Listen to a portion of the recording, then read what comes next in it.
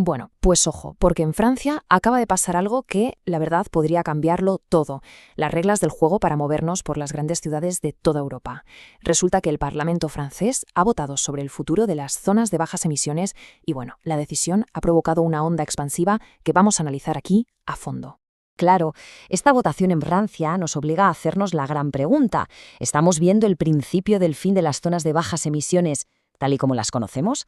Para entender si la respuesta es un sí, vamos a meternos de lleno en qué ha pasado exactamente. Para entender de verdad la importancia de esta decisión, es fundamental ver cómo se ha cocinado todo. Vamos a desgranar el proceso de votación porque nos dice muchísimo sobre las fuerzas políticas que hay en juego ahora mismo. A ver, lo que más sorprende de todo esto es la velocidad. Fue visto y no visto. Todo se resolvió en 48 horas, apenas 2 días. El 14 de abril la propuesta pasó por la Asamblea Nacional y al día siguiente, el 15, ya tenía el visto bueno del Senado. Con eso, la ley quedaba lista para empezar a aplicarse.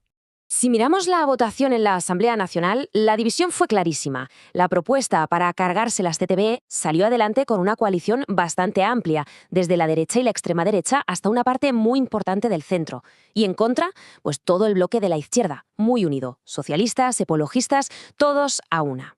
Y lo del Senado pues fue casi un calco. Confirmó esa ruptura ideológica. De nuevo, la derecha y el centro-derecha a favor de la medida, y la izquierda, en bloque, oponiéndose. El análisis de la fuente, de hecho, destaca algo muy importante. La disciplina de voto fue prácticamente total en los dos bandos. Esto nos dice que no era una ley cualquiera, sino que se veía como una cuestión de principios. Y aquí es donde la cosa se pone interesante para nosotros.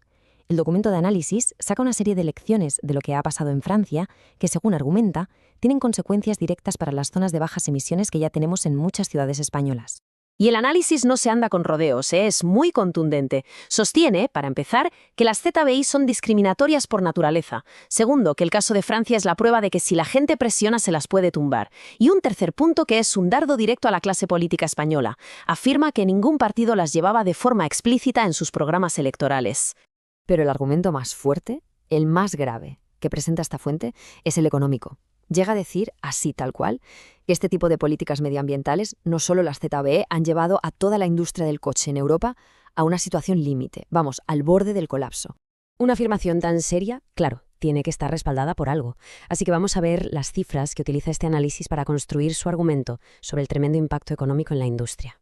El primer dato nos ayuda a poner las cosas en perspectiva. Según la fuente, la industria del automóvil en España sostiene 2,21 millones de empleos, si contamos los directos y los indirectos.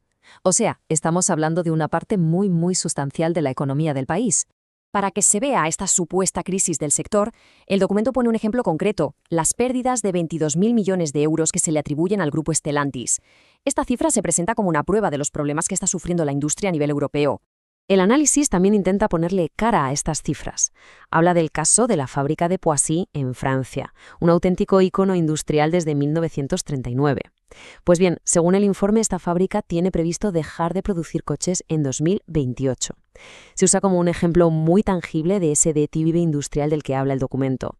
La conclusión de todo este argumento económico es rotunda. La fuente lo llama literalmente suicidio económico. ¿El qué? Pues forzar a la gente a endeudarse para comprar coches eléctricos caros, que además vienen en su mayoría de China, y todo esto en medio de una crisis energética. Y después de todo este análisis, de los datos, de los argumentos, el documento no termina con una afirmación, sino con una pregunta. Una pregunta directa y, desde luego, muy provocadora. El análisis termina así, interpelando directamente a la clase política española con esta pregunta. Después de exponer el caso francés y las lecciones que supuestamente podemos sacar, deja la pelota en su tejado. Una pregunta que al final nos invita a todos a reflexionar sobre el futuro de la movilidad y de la industria en nuestras ciudades.